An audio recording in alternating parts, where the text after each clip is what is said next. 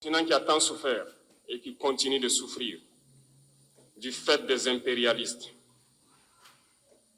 Ces impérialistes n'ont qu'un seul cliché en tête.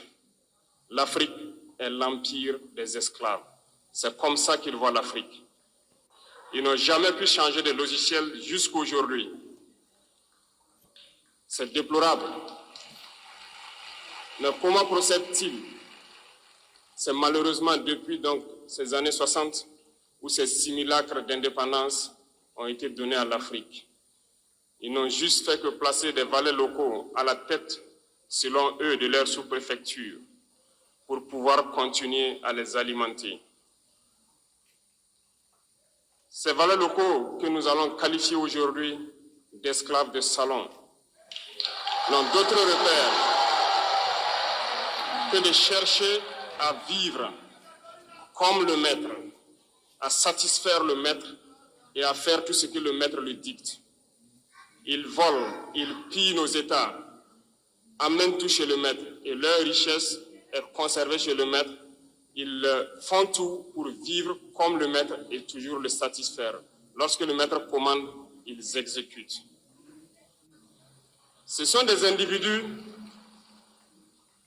qui n'ont aucune dignité, qui n'ont aucune morale, qui n'ont aucune personnalité.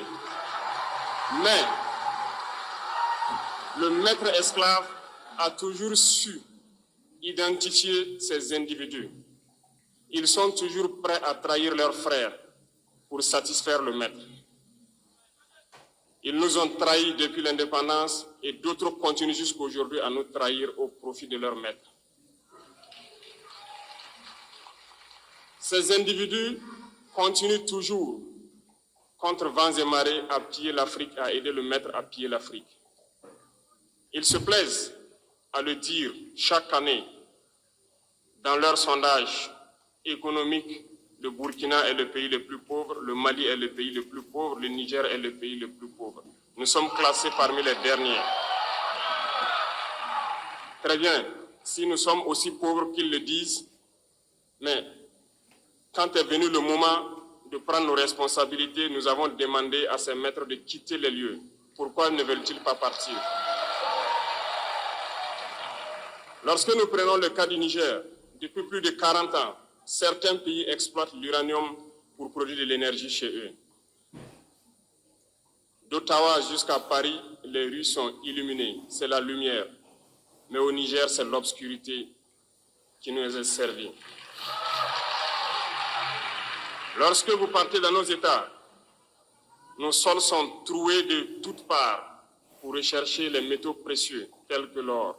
Mais souvent, il n'y a même pas la moindre route accessible pour atteindre les zones où ils exploitent l'or, encore moins certains services sociaux de base. Voilà pourquoi nous avons décidé de nous révolter et de prendre le destin de nos pays en main. Il y a bien d'autres exemples.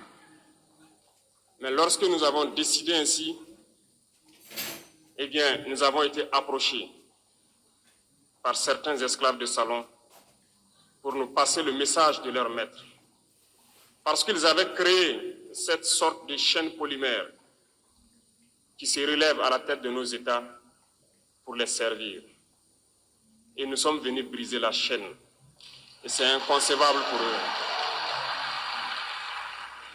Ils nous ont donc approchés et ils nous ont demandé de rentrer dans les rangs pour faire partir de l'élite qui doit diriger l'Afrique. Parce qu'ils ont une élite formée et formatée qui doivent suivre, qui sont incrustés dans cette chaîne-là. Nous avons refusé de rentrer dans leur rang. Et dès lors, les hostilités ont commencé.